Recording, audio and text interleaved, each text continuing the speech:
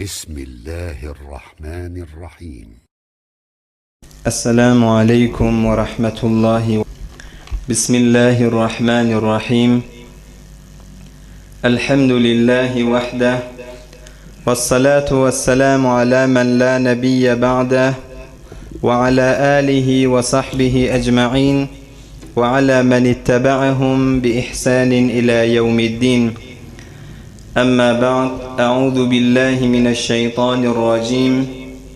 محمد رسول الله والذين معه أشداء على الكفار رحماء بينهم تراهم ركعا سجدا يبتغون فضلا من الله ورضوانا سيماهم في وجوههم من أثر السجود ذلك مثلهم في التوراة ومثلهم في الإنجيل كزرع أخرج شطأه فآزره فاستغلظ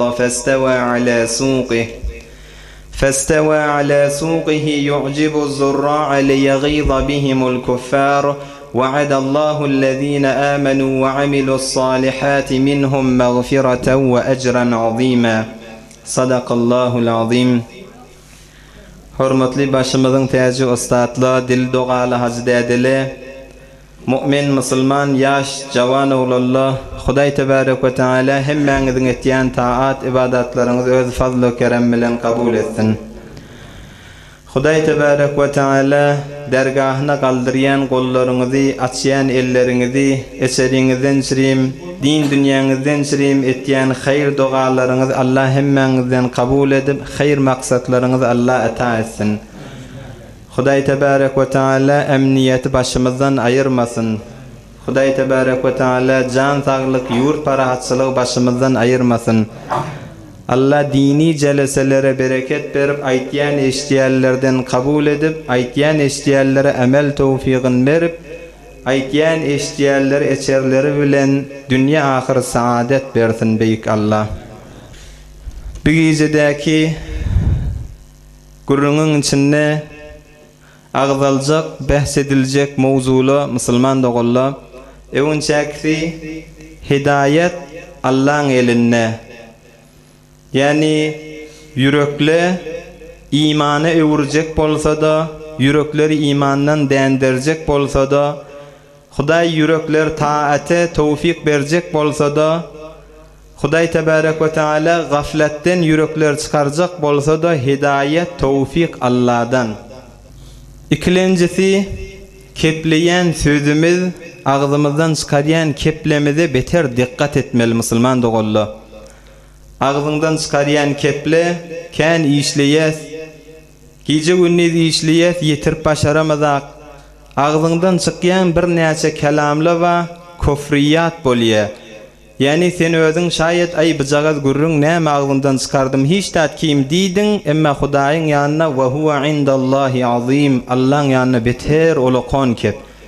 Sen işleyen, gece gündüz öýde duramak, yetiştirip bolanak, ya bir kesbimde bereket yok, kefinde dikkat etmeli, dikkat bağımı, şonu gözlemeli. Üçüncüsü, şeytan hemişe cının cinsinden molmeye.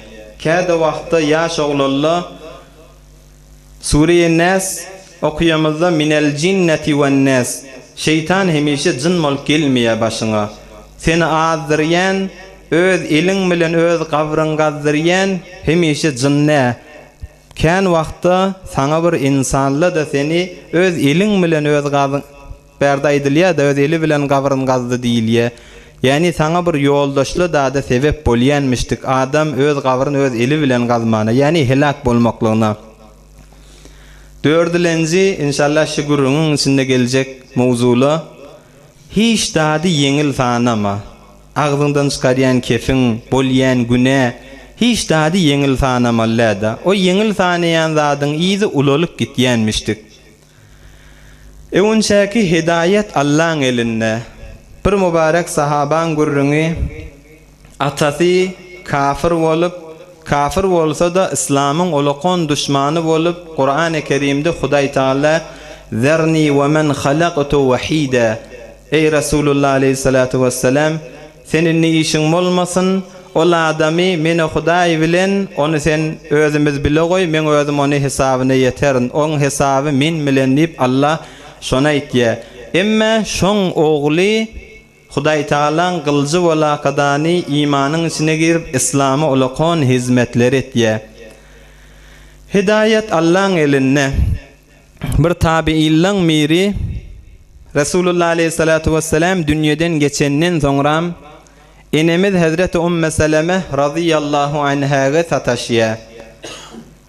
Ey enemiz Ummul Müminin Ümmü Seleme, Resulullah aleyhissalatu vesselam'ın tabiinni Resulullah aleyhissalam'ı görmeni, Resulullah aleyhissalam'ı gören adamlara sataşsa, yani sahabalara sataşyan adamı tabiin nilye. Enemiz Hazreti Ümmü Seleme'ye soraptır. Ma kana aktharu duai Resulillah sallallahu aleyhi ve sellem iza kana indaki. Ey enemiz Resulullah aleyhissalam sen yanındaki inki kan dua etyen zadı näme etdi diýip soraptır. قالت كان أكثر دعائه يا مقلب القلوب ثبت قلبي على دينك. Enemiz aýdypdyr. Resulullah aleyhissalam köp wagtda şu duany etýärdi. Ya muqallibel kulub, ey yürekleri döndürýän, kafir yürekleri imandan boş yürekleri imanı döndürýän, imannäki ba yürekleri kofra döndürýän, taate mäsiyete döndürýän, gafletten çıkarýan yürekleri oýnatýan, döndürýän Hudaý, men yüregim hemişe öz diniňde ak imanna sabit sakla diýip Resulullah aleyhissalatu vesselam şu duany etýärdi diýipdir enemiz. Ohm men aýtdym, enemiz Hazreti Ümmü Seleme aýtdy. Faqultu ya Resulallah ma aktharu duaika ya muqallibal qulub thabbit qalbi ala dinik. Ya Resulullah sen kän şu duany etýän hemişe Hudaýa men din kalbymy öz diniňde sabit sakla diýip kän şu duany etýän diýip enemiz sorapdy Resulullah aleyhissalamdan.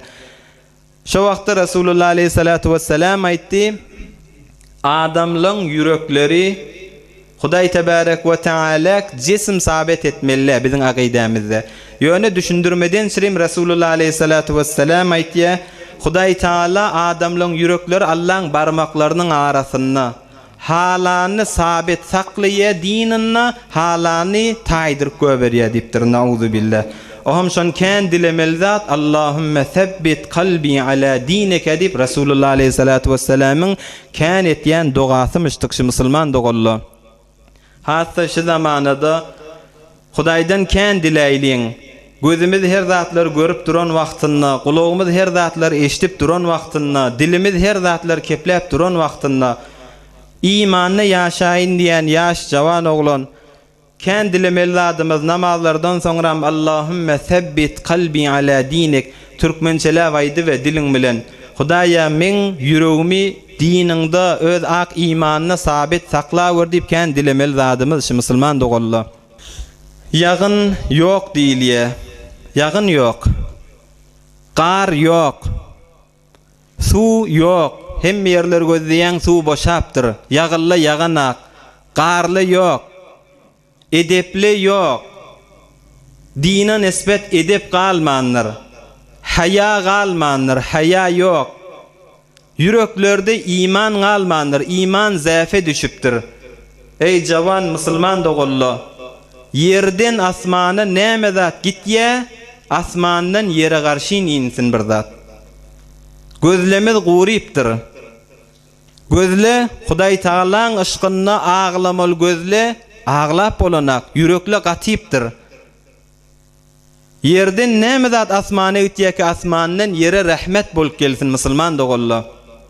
Kän dilemeli zadymyz Hudaýa biz imandan aýyrma. Gözlemiz Hudaý üçin aglamaly, dökülmeli, suwla, ýaşla gözlerden gaýtmaýan zaman bolupdyr.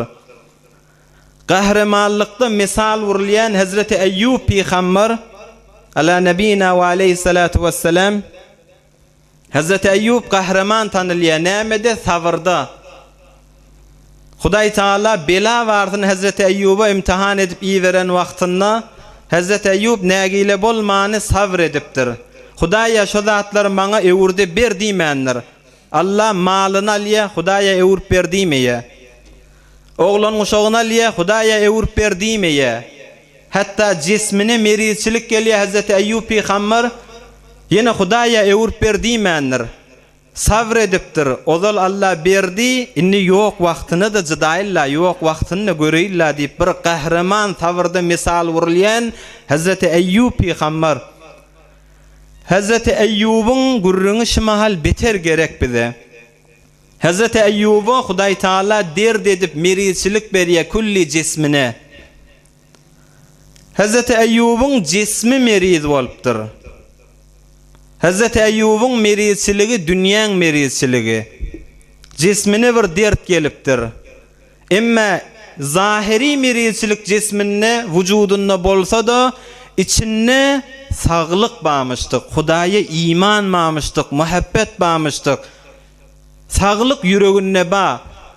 Emma şunu şu zamanada daşarik ewrik görsek, şu zamanada kan adamla daşımız sagdır. Hazreti Eyyub Peygamber ýaldadyr daşımız. El ayaklamız diýenimiz etýär. Hazreti Eyyub'un el ayağı diýenini etmeýär. Daşına zahiri merizçilik ba, emma ýüregi sagmışdyk. Şu zamanada kan adamla özümüz ýaşap ýören wagtymyzda daşımız salim, el ayaklamız diýenimiz etýär. Cismimizde saglyk, sıhhat ba, emma yürekde kan merizçilikle ba zamana. Hirs va, hava va, nefsi bakmak ba, kan adamla da kofrun içinde, kofr merizçiligine şakadani, içi meriz, daşı salim ha. Emma içinde merizçilik ba. Hazreti Eyyub'un daşındaki merizçiligini Allah ayırmadan sirim, şefa berilmeli vaqtta Hazreti Eyyub suwa giriye, şu su bilen yunya, daşındaki merizçilikler küllen gutorliye, Hazreti Eyyub'dan bir dertle ayırliye. Hazreti Eyyub daşındaki badirden Allah emretdiye, näme bilen yumaly, su bilen yumaly. Şu suwa girenne, su bilen yulanna, daşındaki dertle ayırliye. Emma bizim içimizdeki dertle, bir merizçilikleri de su bilen ayırmaly, yaş musulman dogan. Bir merizçiliklerde biz yub su bilen ayırmaly. Hazreti Eyyub zahiri merizçiliklerini su bilen ayırt dämi? Bizim de yüreğimizdeki ba merizçilikler va, hirs va, hisadet va, kine va, buhul va, zaf va içinde. Bir kan arzula va içinde, Hudaýdan gaflatla va içinde. Olar da biz su bilen yumaly. O su näme? Wagt gözden ýaş gaýtmaly. Gözün ýaşyndan akýan suwla bilen yürekdäki ba merizçilikle ýuwulmaly zamana musulman dogan. Sen Hudaýa ýalwaryp, Hudaýa men ak imanyny sakla diýip dursaň, biz sen gözüňden gaýtýan ýaşla, bula Hudaýyň ýanyna boş gitmeýär musulman dogan. Bir ýaş oglanlaryň biri bir nahak zınnana düştüm diye. Hudaý Taalaň ýanyna görüň boş gitmeýärligi. Bir biçare nahak bir zınnana düşüpdir. Am şeýle aýtýan, men ýo hiç kulak asmadylar, zindana gitdiler. Meni bir sellula okladylar. Oň içinde başga bir zınnana öňçe düşenmämişdik. Men baran wagtymda namaz okypdy. Meni izinden gözläp durdum. Men namaz okuyuşy ne rukusy dogry, ne secdesi dogry. Bir hiç bir eňilik galyşy dogurdy. Bir formak namaz okuydy. Men izinden gözläp durdy, ýanky salam berdi. Oturan wagtynda men maňa aýtdym, "Hey dost, sen etip namaz okuyuşyň meniňa dogurdy. Ne bir rukuny ýerine ýetirýäň, ne bir secdäň dogry etýäň" diýip aýtdym. Şey diýen wagtymda ýanky oglan iki elini ýüzüne tutakadany, gözlerinden ýaş gaýdyp bir güýşäge eplenip ağlamany durdy. Men aýtdym, "Men saňa faqat bolan ýagdaýy aýtdym, menden gyn waradyňmy näme sen?" Onda "Ýok, men gyn waramak" diýipdir. "Bu Allahyň maňa rahmetini, bu Allahyň lutfyny. Bir men günahkar bendi, men ozal hiç namaz bilmeýärdim, Hudaýdan gaflatda gezip ýötdim. Hiç bir Hudaýyň buýruklary bilen işi ýok adam etdim. Men günälim sebepli zindana da geldim, men hakym" diýipdir. Emma şu Hudaý Taala hidayet Allah'ın eline tawfik berdi, şu zindanyny halwatda oturamda özüm edeni işleme, men ýalňyşlama fikretdim. Men şu namaz okuýmaýarlama fikretdim. Men Hudaýa näçe ýaşapdyryn, men senden daşa düşüpdyryn, bu halwat maňa olja boldy. Emma namaz okuýan isen men ozal öwrenemak, men bilemek. Şu taada kan Hudaýa ýalwardym, Hudaýa men sana bendigini etjek, günälemden toba etýän, emme namazyň uğrun bilemek, men ninni zınnana düşdüm. Hudaýa kimden meni öwrenmeli, kim maňa gelmeli, namaz öwretmeli. Hudaýa maňa bir ýol aç, men fakat sana bendigi etmäni öwrenýin, kän ýalwaryp gezdim diýipdir ýan kowlan. Hudaý Taala gör seni maňa iýber akydany, maňa namaz öwretmeden sirim seni iýberipdir Allah diýipdir. Men bu Hudaýyň lutfuny özi men şondan sirim aglaýan diýipdir. Bu oğlanna bir onun meşhur galakydany nahak zindana girensen soňram zindandan çykýar aýtdy.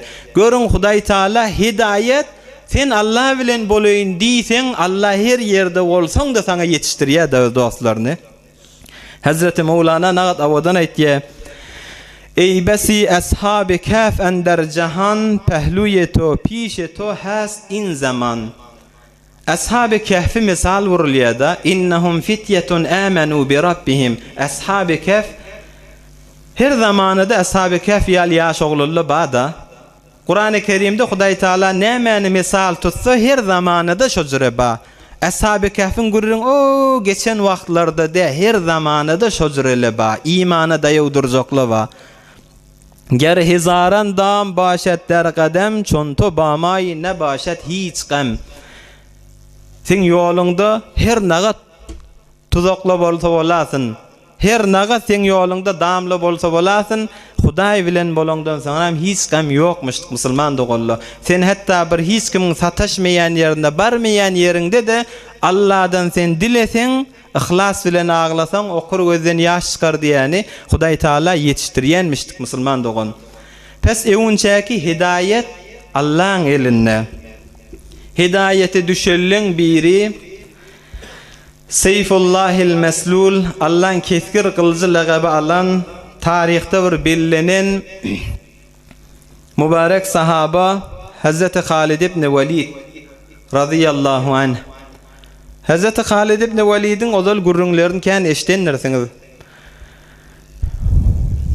Urupaýly tarih gözleyen adamla hatta Urupaýly Hazreti Halid ibn Velid'i aýdallaryna bir general tarihte bir tanylýan bir usture, Ulukon imperatorlary yıkan, Ulukon fethler gazanan hiç bir general fermandy ýok. Hazreti Halid ibn Velid ýal tule tarihte jenglere gidakadany şikast imani tarihte özüni ýalfylladyk goýan hiç bir adam ýok. Megerşi İslamyň başyndaky Halid ibn Velid diýen general Urupaýly üstünde gurrun etýär. Hazreti Halid ibn Velid 100'den kän jenge gidipdir. Bir näçeli 125 jeng molly diýär. Ýöne gurrun edilenine 100'den kän jenglerde hiç birisini şikast imani hemişe feth bilen, nusret bilen, piruzluk bilen ewurlik gaýdan sahaba. Ulukon imperatorlary, Rumyň imperatoriýasyny, ulukon zorly, güýçli imperatorlary ýykan Hazreti Halid ibn Velid radıyallahu anh. Jengde etýän taktiklary bilen, reweşleri bilen, adazyk afratly bilen kän leşkerli kafirlary başlarına piruz bolup gelen Hazreti Halid ibn Velid. Musulman bolmazyndan ewünçe bu gurrunle Hazreti Halid ibn Velid 17 ýaşyndaky Resulullah aleyhissalatu vesselam İslam dinini getirip başlapdyr. 17 ýaşda gezip ýören Halid ibn Velid ta 40 ýaşa çellim İslamyň aleyhine atasy bilen bile bolup, başga kafirler bilen bile bolup İslamyň aleyhine işläp gedýär. Ta 40 ýaşa ýança. Myň atasy Velid ibn Mughira Mekkeň ulukon seýyetlerindenmişdik. Bir olan arasında ulukon adam tanylýar. Halid ibn Velid radıyallahu anh myň ýanyna gezip ýören, dädesiniň ýanyna gezip ýören. Hudaý Taala myňa kän maly beripdir. Velid ibn Mughiraga. Hazreti Halid'in dädesi. Hatta Taif'ten ta Mekke çellim bir baglyk barmışdyk. Şo baglygy Velid ibn Mughiraň bagy bolup, "Ve ce'altu lehu malan mamduda" diýär Hudaý Taala. Bir mal verdim, yılın başından ahırına çellim yetip duruyan mal. Bir bağlık, yani bağın bir başında bahar vaxtında yığılyan meyveler olsa, ahırına o kışa yetip duruyan meyveler varmıştık. Yani kışta barıp on töketse, yeni yıl evvel olan vaxtında deslavından yine başlaq kaydı vermeli. Şozura bir mal mülken beren Velid ibn Mughira Emma bi Huday Ta'ala'n düşmanı bolup başlaya. Resulullah aleyhissalatu vesselam'ın düşmanı bolup başlaya. Bir näçtäne billa adamlar va Resulullah aleyhissalatu vesselam Kur'an okuyan wagtynda maskhara etýänmişdikler. Resulullah aleyhissalama beter ağır gelýänmiş şolaň etýän işleri. Huday tebarek ve Teala Resulullah aleyhissalam'dan difa edakadani inna kefeynakel mustehziin. Ey Resulullah aleyhissalam, sen yüreğin tut, seni maskhara etýärler, seni istihza etýärlere bizim özümüz kafi. Olan işler biz bilen diye. Şolaň biri Eswed ibn Abdülmuttalib. Eswed diýen adam bir Resulullah aleyhissalatu vesselami maskhara edip dili bilen eziyet berýän adam. Resulullah aleyhissalam hakkında dua edipdir. Yüreği beter ınjyp, Hudaý ýaşyň gözlerini allaýanna iki gözlerde kör bolup, betbaht bolup dünýeden geçýär. O taada göz kör bolmaklyk Resulullah aleyhissalamyň beddugasyna galansaň. Emma bärde Hudaý Taala bir musulman adamyň iki däne gözlerini alsa, ozalla bir aýdypdyk. Oň beraberinde oň padaşy ejri cennetdir diýär Resulullah aleyhissalam.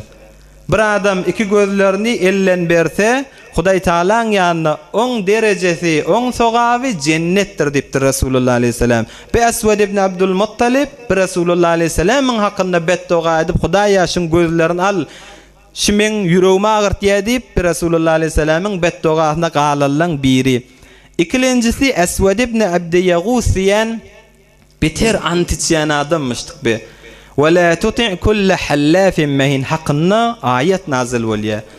Resulullah aleyhissalatu vesselama maskhara edip, mydam daşarda görenne Farsdan habarly gelýär bize, Rumdan habarly gelýär bile. Sen asmandan habar gelýär diýen, han senden habar bolmapdy diýä kadany Resulullah aleyhissalama dili bilen eziyet berýän adam. Hudaý Taala aýtdy: "Wala tuti' kull hallafin mahin." Hallaf diýdi beterken antiçiye.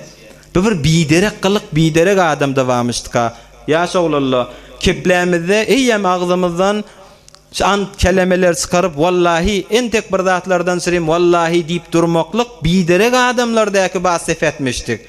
Ya muamele edecek bolongda, bir zadın satacak bolongda, gav kıymete geçirecek bolongda eyyem ağzın şoňa barıp durmasın. Bu bir biderek adamların hesleti, biderek adamlarda bağdat. Keplesi hallaf dedik beterken antiçiye. Şovur biderek ahlaklaň biri. Be Eswed ibn Abdiyagus qiymullasa antiçip hansiňa asmalardan habar gelmedi mi diýip bir de Resulullah aleyhissalama maskhara etýän Allah hakkında inna kefeynakel mustehziin. Seni bir maskhara etýärler we saňa dilin uzatýärler we ola özümüz olara kafi diýäniň bir de Eswed ibn Abdiyagus. Bir de ahirda garnyň daşyny suwalyp garny günmegün şişip öz hetdinden ulalyp ahirda şo garny ulalmaklyk bilen bir de helak bolup gitýär. Üçüncü Asib ibn Wa'il. Asib ibn Wa'il inna a'taynakel kevser suresi şoň hakynda nazil bolýar. Resulullah aleyhissalama sen ýygyň jontok senden bir nesli gelmeýär diýip Resulullah aleyhissalama şeýle yüreğine agyrdan wagtynda Allah inna şani'eke huvel abtar. Sana diýen adamyň özü ýyz jontok nesli ýokdur diye Asib ibn Wa'il şo Resulullah aleyhissalatu vesselam maskhara etýärlerdenmişdik. İmam Buhari'nin rivayetinde Hazreti Habbab radıyallahu anh täze musulman bolupdum diye kılıç bejerýänmişdik, hatta atmışdyk. Ahenger işi şogly. Yanka Asib ibn Wa'il maňa bir kılıç ýasatdy.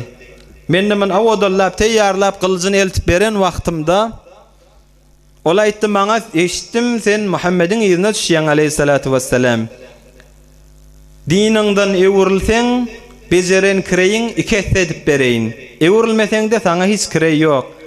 Men aýtdym, dinimden ewrilmerin Hazreti Habbab diýdi. dinimden ewrilmerin wallahi ölüp kıyamatta dirilsem da yani şizre zaman kendine istedi men hiç wagtda dinimden ewrilmerin dedim. As ibn Vail kıyameti inkar etýän adammışdy. Ewrlaqdan aýtdy, "Ne? Ölüňden soňra dirilmek bämi?" diýdi. Men aýtdym, "Hawa ölüňden soňra dirilýär. Wal haşr ba'dal maut, ölüňden soňra dirilmeli" diýip aýtdym. Onna As ibn Vail aýtdy, "Ozra bolýan bolsa, ölürs, dirilemizden soňra hakyň gellemenden alaga" diýdi. Ölürs, ölümizden soňra hakyň gellemenden alaga diýdi. Şuň üstüne ýöne gurrun etmäýli, gurrun bähsen çykyp gitjek. Kän ýaş oglanlar aýtýarda, "Derimiz ýöküp işleýäs, gyzgyn hawada işledik, sowuk hawada işledik. Näçe heftelep bir ýerde bir jaýyň maşynyna ýatdyk, işledik. Emme hakymyz bermeli bolanna, hakymyz ba bolup da bermeýärler wa, kıyamatda alaga diýärler wa." Hudaý saklasyn, musulman adamyň bolmaly ýagdaýda haby. As ibn Vail'in diýen zatda kıyamat bolsa kıyamatda gelle menden hakyň ala diýipdir. Bir musulman adamyň gorkmaly ýagdaýy şi. As ibn Vail Resulullah aleyhissalatu vesselam istihza etýärleň biri, bir de helak bolşy Resulullah aleyhissalatu vesselam dawany wezep, aýagynyň etegini wezep işare edipdir. Yani dawanyňdan helak boladyň sen nidigi. Resulullah aleyhissalam Hazreti Halid ibn Walid'in gurrungyna de gerek haşy. Resulullah aleyhissalam bir zada aýtsa hayır doga bolsa da, gargyşlasa da şo hükmen Hudaýyň ýanynda bolýan zatda. As ibn Vail eşegine minaqadany Mekke'den Taif'e urak gitýär. Ýolda barýaka eşeginden ýykylypdyr, aýagyndan bir gizejek tiken geçipdir. Şo tiken munna ulalaqadany şo tiken aýagyndan geçip, soňra helak bolup bir de dünýeden geçip gitýär. Görün Resulullah aleyhissalam dawanyny işare edenne dawandan bir tiken geçýär, şo bilen helak bolup gitýär. Emme gurrunumuz Hazreti Halid ibn Walid'in atasy Walid ibn Mughira. Resulullah aleyhissalatu vesselam istihza etýärleň bir de biri. Bir gün Resulullah aleyhissalatu vesselam Hamim tenzilul kitabi min Allahil azizil alim gafiriz zembi ve qabilit tevbi şedidil iqabi zit tawl la ilahe illa huve ileyhil masir. Sure-i Gafir'den okuyup başlanna Walid ibn Mughira bunu eşitipdir. Görün şeytan hemişe jynnan bolmaýa. Käde bir insanla va sen ýanynda şeytandan ne beter, sen bir dünýä o dünýä seni betbaht etýär. Walid ibn Mughira men eşiten wagtynda Resulullah aleyhissalamdan bir aňalyp eşitip durupdyr. Bir ýaşul adam, odol kän tejrübeli, kän dilleri gören, kän şairlaryň okuyan zatlaryny gören. Bir eşitip durupdyr Resulullah aleyhissalam. Görüpdir Walid ibn Mughira gawgula gaspdy. Yeni gaýtadan ewreläpdir Resulullah aleyhissalatu vesselam. Hamim tenzilul kitabi min Allahil azizil alim gafiriz zembi ve qabilit tevbi şedidil iqabi zit tawl la ilahe illa huve ileyhil masir dip Resulullah aleyhissalam yine de okuyupdir. Muňa gawy batypdyr. Ondan aňyrlyň gidip Qurayşyň ola qawllary oturan wagtynda olaň arasyna barypdyr. Wallahi men Muhammedden bir kef eşitdim diýipdir. Men şi ýaşym bilen ola qon şairlary gördüm diýipdir. Awadan kepleýän adamlary gördüm diýipdir. Hatda jynlaň kelamlarynda men eşitdim diýipdir. Şi ýaşymda tejrübem kän diýipdir. 95 ýaşap dünýeden geçýär. Helak bolýar. Men şi ýaşym bilen jynlaň dady kelamyn men eşitdim diýipdir. Bu Muhammedin aýtýan zady aleyhissalatu vesselam insanyň agzyndan çykan zatda. Muhammedin aýtýan zady jynlaň kelamy de. Min aýtýan zadyna bir süýjülük bar diýipdir. Min aýtýan zadyna bir yürekleri oturmak bar diýipdir. Min aýtýan zadyna etegi rişesi muhkem defesi miwol zat bi diýipdir. Bu bir yalan kelamda Muhammedin aýtýan zatlar hak diýipdir. Qurayşyň ola qawllary oturan wagtynda barıp şey diýakadan öýüne garşy gidip fikre çümüp oturypdyr. Emma Qurayşyň şeytany Ebu Cehl bilen arasyna gelen wagtynda ola aýtdypdyrlar, sen bu ağaň Ebu Cehl Walid ibn Mughira doganyň oglumyşdyk ballasy. Sen bu ağaň dinin üýtgetdi, bu Qurayş'in yolunu yitirdi, bir de Muhammed'in yerine düştü diptirler aleyhissalatu vesselam. Ebu Cehl özün narahat edengistiri yakadani bir öz narahat bolup barıptır. Onda näme narahat diye Velid ibn Mughira. Ola ediptir näme narahat bolmayın. Eşitdim sen Muhammed'in yanından gelýän. Sen Muhammed'in ýyzyna düşüpdirsiň. Sen ne Ebu Kuhafe ýaly Muhammed'e iman getirmesen de şoňa sen kömek etýän bolmaly mali diýip o taýfaly o taýdy ýuşakydan saňa mali ýüşürip durla. Sen bir getirip saňa berjekle sen ne git Muhammed'e ber. Sen ne ýoluňy ütkedipdirsiň onu diýip muňa şu kepler aýtdy. Oňa agyr gelipdir. Görüň o şeytan ýaly bolup gelip diýen zadyny. Eýem Velid ibn Mughira edipdir. Men nämeger malsyz adammy? Men Mekkeň inki mallı adamsın men adamla men ýerimde zady ýüşürýärmi? Ýür adamlaryň arasynda bar ildi ýakadany olaň arasynda baryp nauzu billah ýüregi ýymşap barýan wagtynda bir şeytanyň kefine gidakadany bir dünýe o dünýe betbaht bolýar. Olaň arasynda barypdyr. Men Muhammed'in keplerine onanamak diýipdir. Kim men ýerimden bu kepler aýtýar? Muhammed'in aýtýan zatlary hiç gaýsy bir hak zat da ol bir adamlaryň kelamy diýip olaň arasynda şey diýe. Ola da indi gözleri açylýar, hop indi Muhammed'e işti hajyň wagty bolar aleyhissalatu vesselam. Araplar her yerden gelerler, muň ýerine düşýän adamlar bolarlar. Biz şu gelýärleň öwlerinde duraýly, onda näzir aýdyly Muhammed'in bir biderekliklerini gelýärlere biz Saudaryaly näme diýeli? Şitada indi biderek nazarlar da bermäne durupdyr. Her gaýsy aýtdyr, ay däliýeli, nauzu billah. Onda dälilikden eser ýok onda. Yalancı diýeli, o yalancı bolmany häzir yalan allanak, onu hemmemiz bilýäs. Onda muňa näme diýeli? Şitada agzyňdan çykýan kefiňe dikkat etmeli ýanymyz. Agzyňdan çykýan zadyňa dikkat etmeli. Oňaýdan zady bolupdyr. Öz oturakadany fikretýär, dogruş aýtýanym Qur'an-ı Kerim'iň gurrun musulman dogullu. Zerni ve men halaqtu wahida.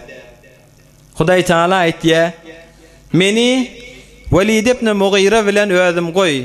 Oňa özüm kafi diýe. Näme Velid ibn Mughira bir lahza durakadany fikredipdir. Oturup özü näme diýeli oňa däliýsek bolmaýa, ýalansy diýsek bolmaýa. Oňa diýmeli zadymyz näme diýip bir fikredipdir. Innehu fekkara we qaddar. Öz ýandan öz fikredakadany özü bir zatlary aýtdy. Faqutila kayfa qaddar. Ay dargasyn. Yani ölüm bolsun oňa aýtýan zadyna diýe Hudaý Taala. Summa qutila kayfa qaddar. Summa nazar. Bir lahza fikretdi. Summa abasa we basar. Öz gaşynçy takadan oňa aýtmaladymyz oňa aýtmaladymyz in hada illa sihrun yu'thar. Aýtmaladymyz gelýän adamlara Muhammed sahir diýilipdir. Nauzu billah. Muhammed bir jaduger diýip aýdyly. Onda näzire jadu etýär ol diýenlerine fikrin berýärmi diýen zadyny. Ho iman getirýär, dädesini oglundan sawutýar. Dogondan açılıştırıya, zenanan adamsından açılıştırıya, bir-birinden küllen taifadan bir-birini açılıştırılıpdı, sahirlen etýän işi şey diýilýär. Yoksam ýüregi ýymşap barýar daha. Aýtýän kefi bilen öz gabyryny gaýýada. Hudaý Taala aýtýar, Resulullah aleyhissalatu vesselam'ın eşden wagtyny beter agyr gelipdir. Bimin hakynda sahir diýmek, porhan diýmeklik. Resulullah aleyhisselam'a agyr gelen wagtynda Hudaý Taala ayet indiripdir. Zerni ve men halaqtu wahida ve cealtu lehu malan memduda. Ey Resulullah aleyhisselam ýüregiňi giň tut. Men ol adamy ozal dünýä gelen wagtynda enesinden dünýä gelen wagtynda bir maly mülk onda ýok etdi. Ýekejöz dünýä geldi, ýekejöz yaratdyk. Özüm Hudaý oňa hesabyna ýeterin. Ve cealtu lehu malan memduda. Kan mallar berdim diye Allah. Ve benine şuhuda. Hemişe yanına duran oğullar berdim.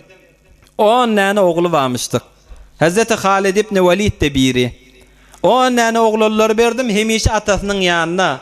Mekke'nin oğullar, yaş oğullar iş deyip, sefer deyip, ticaret deyip, bula Mekke'den daşarda gediyerler. Hemişe bir ay olsalar bir ay İşe gitýärler, sefer tijarete gitýärler, emma muň oglary hemişe ýanynda. Näme atasının maly käm bolansaň hiç niyazlary ýok sefere. ve benine şuhuda ve mehhettu lehu temhida. Ona kullen asayişi ferahem et koydum. Thumme yetme'u en ezid. O kafir adam yine meni Hudaydan tama et diye menin malın arttırayın deyip.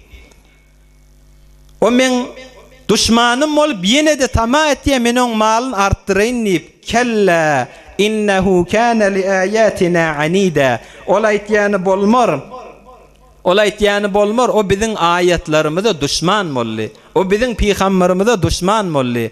O bizim inderen Kur'an'ımıza düşman molli. Ola ityanı bolmor diyakadan Huday Teala şu ayetleri indiriye. Doğru şoň edeni işinde Huday Teala yine Resulullah aleyhissalatu vesselam'ı vahyedakadan bildirip tuda. Seurhiquhu sa'uda. Bu madeçelim refahiyette gezdi. İnne mından meylek yavaş kıyınçılıkları düşüp başlar. Yavaş mına kıyınçılıkla gelip başlar. Bu kadri kıyınçılıkla başına geliye mallar gittiye ahırda dilegiçi volakadan 95 yaşında şu mallan hiç gayti kalmanı ona mına elin terakadanı betbakt bolup dünyadan geçiye. Thumme yetme'u en ezid. Ol yine tama etiye bize düşman mol, bizim ayetlerimize düşman mol akadanı. O yine de men malım artsın neyip tama etiye kella. O diyeni bolmor. Ştada var almalı nokta diyersemiz Müslüman doğallah. Malın artmaklığı Hudayın buyruğundan çıksan kesbinden bereket gityemiştik. Hudayın buyruğundan çıksa adam kesbinden bereket gitye. Mali sen Hudayın razı bolyan yerine sarf etmesen o senden çıkye, alınye. Malladan mulakadan zekatı vermesen bu Huday Taala'nın hakkını çıkar diye koyan zadın çıkarmasan o senden gitmeli. İnnehu kâne li âyâtina anîdâ. O senden gitmeli. Kelle ağır gelir, göz ağır gelir, baş ağır gelir. Sen onu özün çıkarmalı vaktinde çıkarmasan o seninle durmaya. Yankıyın kıyali ol Huday Taala'nın ayetlerine düşman olup durup yok, ola ityanı bolmor. İnnehu kâne li âyâtina anîdâ. O bizim ayetlerimize düşman mollu diye Huday Teala. Emme ikincisi ol özü Ebu Cehl'in kefine gidakadani özün betbahtlığa salli. Huday Teala hakkında ayet indirdi. Seurhiquhu sa'uda. Ol indem melek müşkilata düşüp başlar. On barcak yeri cehennem molli. Ve ma edrake ma saqar. La tubqi ve la tezar levvahatun lil beşer. İnnamını qaraltiyan cehennemin içine girecek. Cehennemin o adı bu kadri güçlü. İnnamına degen vaktında adam ört qaretiyan cehenneme on barcak yer deyip Huday Teala mın hakkında şu ayetleri indiriye. Näme sebep bolli? Ebu Cehl'in kefine iman yüreğine yımşap duqa Ebu Cehl'in kefine gitti. Gurrun başlamızda ayttık. Şeytan hemişe cının şekline olup gelmeye, cınlardan bolmaya, kadi insanlardan da bolye. Oham sen hiç dadi gişik sanama Müslüman doğan. Bir vaqtda bir şeytanlan biri özü menşe adam oğullarının şeytanlan bernaması bolýada. Olakon başlarına men şu iş ettim bun. Men bir erheleyin arasını açtım men. Men sizlere falan zatlar ettim. Birine kofir kelimen keplettim dip her gaýsy olakollarına güzariş berýär. Bir şeytanlan biri bir vaqtda şu adam oğullarının men näme olakon günä döksem ki dip oturan wagtynda bir zenanany görüpdir. Sığır tagjak bolupdy. On bir özü şu taada duran yerine näme olakon günä ettirsem ki dip duran şeytan tanany dakılıp duran tanan tanapçygyny barakadan yöne fakat kavuşadıptır. Kavuşat diye olakon günah deyinip duran ne olakon günah salayinip duran şeytan nirsinden barsam kem deyip duran şeytan dakıgıllıran tanani tanapçığını kavuşadıptır. O tanada boşon ye enesine karşıyın yört ye sağıp duran zenanan beylekzin ye süydü dök ye öz emmeni dur ye. Bir zenanada ken süydü gavı dolup bar yetti. Bir dökülen süýtleri hemmesine gahar etdiye, eline taýak alýa, ýanky tanany vurmany durýa. O sygyrda tanasy vurulup duranyny görýe, bir şahy bilen ýanky zenanany silke, o zenany şo tada jany çykýa, ölýe. Bir şeytanny gözläpdi. Aňyrdan bir gykçy görýe, adamsy ýörtük gelýär, görse zenany şaşyp ýaty, süýt dökülip ýaty. Gahar etýe, pyçak alýa, gelýär, ýanky sygyrda damagyny salýar, tanaň da damagyny salýar. Zenana ýaty, süýt dökülýär ýaty, sygyrda ölli, tana da ölli. Şo wagtda myň gaýnatasy gelipdir. Görse bir eline körekeniň eline pyçak ba, zenana ýaty, myň gyzy ýaty, sygyr ýaty, tana ýaty, süýt dökülýär ýaty, bulan hemmesini ýanky körekene denmike diýe. Sen men gyzymy öldüripdirsiň diýip, bir de ýanky körekenine dopdurýar. Ol bir dur düşündirjek bolýar, ýok, senne ýok, menne ýok, bir de gelýär körekenini öldürýär. Onuň üstüne ýanky adamyň özi, indi men bu taada körekenimi öldürdüm diýip, men näzire bu taada gezmeli, ay men kısas edilenlerini diýip, bu gurrunlardan bizar diýip, şo taada özünde urýar, özünde öldürýär, helak etýär. Bu gözläp duran şeytan, men hiçbir näbzir olakon günah ettirsem kem diýip tutdum. Bu adam oglanlaryna bir yeňiljek bir zat ýöne gawşatyp göberseň özi ýyzy ulul kitjek o diýär. Nirsinden barar diýip durmaly, bir yeňiljek zaty yeňil köketseň, bir günäni gelakadan yeňiljek kökediýär, ýyzy görýän ulul ýagitýär, bir biýabraylyga barýar. Şeytanyň etdirýän işi. Şeytan hem hemişe jyllardan bolmaýar musulman dogan. Käde bir ýoldaş, käde bir adamlardan bolýar. Saňa bir zatlar etýär, görmäni gijijekdir, emma sen dünýä ahyryň ýanmaklygyna sebep bolýar. Ebu Cehl görün Velid ibn Mughire imany ýüregi ýumşap duran wagtynda muny kullen beýle göwürüp Hudaýyň düşmany edip bir dünýä o dünýä betbaht edip göberdi. Hiç dädi gişik tanamaýlyň musulman ýaş oglanlar. Günä ay bir gişikdir diýme. Şo gişik diýen günäň ulolýa gitýär. Ya heminçi guşyla oglanjyklamyň eline berýäs. Onu ay näme oglan öz deňleriniň eline ba, manna da bolsun diýip berýäs. Görmäne bir gişikler da. Emma gözle şonu ýöne gişik tutmaly. Hemmemiziň gözlemeli zadymyz. Nireleri kirýär, nämeler gözleýär, näzire gezýär, näzire istifade etýär, habaryň bolsun.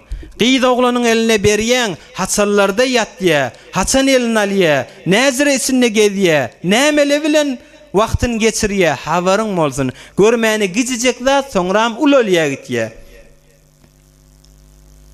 Bir Velid ibn Mughira'nkyda ay sen şoň göwüni hoşetjek bolakadan barya, emma bir dünýä o dünýä öz betbaht bolmaklygyna sebep bolýar. Şu Velid ibn Mughira Hazreti Halid ibn Velid'in atasy. Bir sizre betbaht bolýar, emma Hazreti Halid ibn Velid 17 ýaşynda şu wagtda. 17 ýaşyň içinde Hazreti Halid ibn Velid de atasynyň ýanyna kullen İslamyň aleyhine işläk gezýär. Ta 40 ýaşa çellim. Hazreti Halid ibn Velid'in emma bir sefetleri, kılıkları, Hazreti Halid ibn Velid beter bir dayo heykelli, mını Hazreti Ömer Faruk'a mengzetýärler. Hazreti Ömer Faruk bilen görýän adam bir gaw gözü kesmese, Hazreti Ömer Faruk bilen ikisini ýalňyşýanmışdyk. Yani heykelleri, yürüyüşleri, boyları, qametleri Hazreti Ömer'e mengzeş güýçli adammışdyk. Bir wagt ýaş wagtlarynda Hazreti Ömer Faruk bilen Halid ibn Velid görüşýär. Hazreti Ömer Halid ibn Velid'den yıkılıp ayağı dövülüpdir. Kän muddete çellim Hazreti Ömer şol Halid ibn Velid bilen görüşen wagtynda yıkılıp ayağı dövülenine kän ediyet çekilakadan näçe wagtlap şol ayak derdi bilen gawwalmany gezýär. Yani Hazreti Halid ibn Velid'i misal wurulanna kitapda güýçlükde, meňdeşlikde Hazreti Ömer Faruk ýalymyşdyk. Hazreti Halid ibn Velid'in bir mugaddeme gurrungyny aýtdyk. İçindeki almal dersleri bilen musulman dogolla inşallah Hazreti Halid ibn Velid gelecekki haftede musulman bolýarlygy Resulullah aleyhissalatu vesselam'ın ýanyna sataşýarlygyny hyzmatyňyza ýetişdirip Hudaý tebarek we taala aýdan eşdellerden kabul etsin, gelecek haftelere sag salamatlyk bilen Allah hemmemizi ýetirsin inşallah. Bu haftede bu jelisedäki almaly gurrunlarymyz, derslerimiz hidayet Allah'ın eline kepleyen zadyna dikkat etmeli. In hada illa sihru yu'thar. O bir sihir, sahirlik etýär diýip aýtdy. Hudaý tebarek we taala dünýä ahir betbaht bolmaklygyna ayet nazil etti musulman dogollo. Emme bir gurrun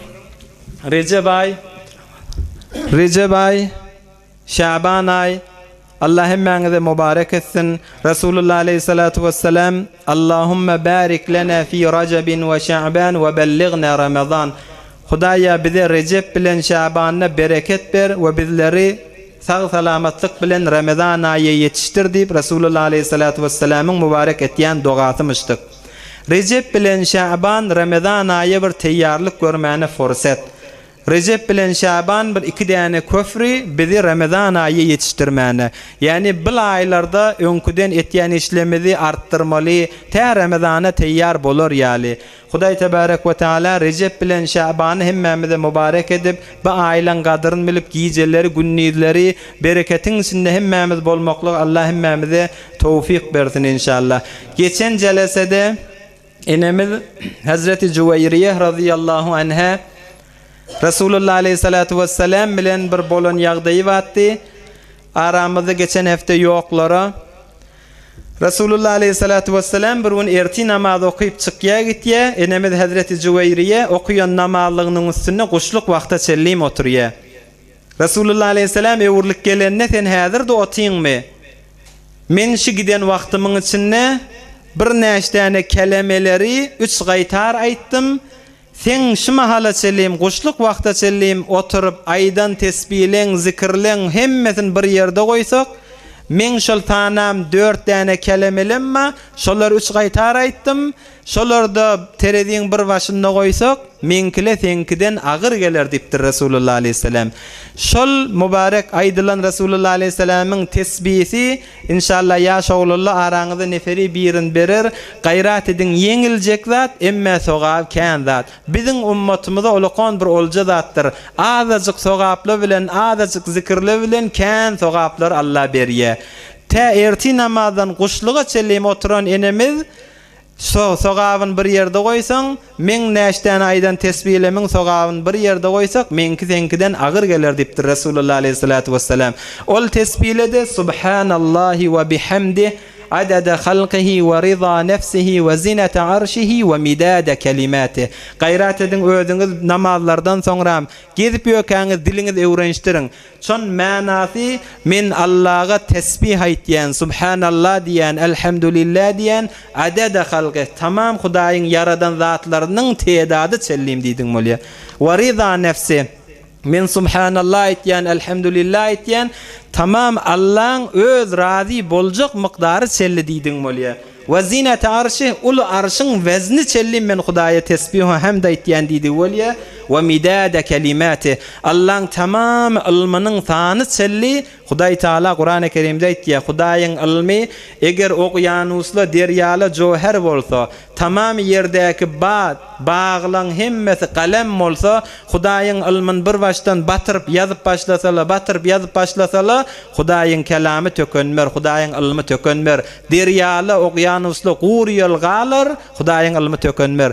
Yani şol Allah'ın ilmi tanı çelli men Hudaya subhanallah elhamdülillah deydigin şo. Gayrat edilin, eserinize de uğradın, özünüzde başardığınızdan her namazdan sonra gezip yökeniz, aydeylin, yaşoğlullu paylarlı bir taraftan payla verin, ötölün ruhşat bolur yali, bir elhem, 3 kulhu Allahu ahad okuyup, eserde daşarda kulak asallan, umidvarlarının ruhlarına bağışlar, okuyverin. برای مشاهده ویدیوهای بیشتر به کانال یوتیوب سخنرانی های علماء ترکمن سر بزنید، مشترک بشید و منتشر کنید، اجر ببرید.